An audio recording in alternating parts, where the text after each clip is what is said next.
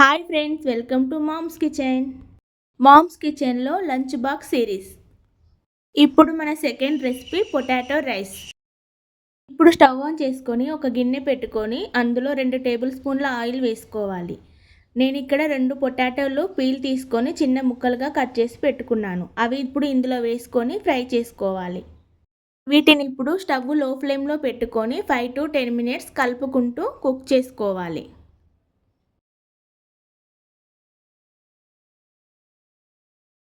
ఇవి colour change అయిన తర్వాత తీసి పక్కన పెట్టుకోవాలి.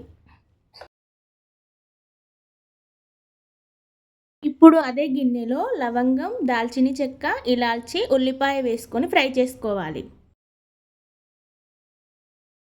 ఇప్పుడు ఇందులో కొద్దిగా జీలకర్ర, పచ్చిమిర్చి, కరివేపాకు, అల్లం, పసుపు, కారం, ఉప్పు ఇవన్నీ వేసుకొని కలుపుకోవాలి.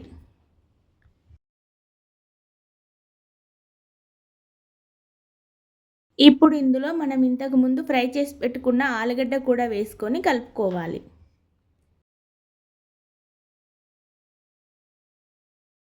ఇప్పుడు ఇందులో కుక్ చేసి పెట్టుకున్న రైస్ 2 కప్పులు వేసుకొని బాగా కలుపుకొని కొత్తిమీర వేసుకొని స్టవ్ ఆఫ్ చేసుకోవాలి. అంతే అండి, potato rice ready.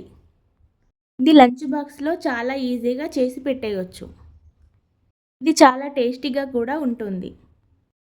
Like, share and subscribe.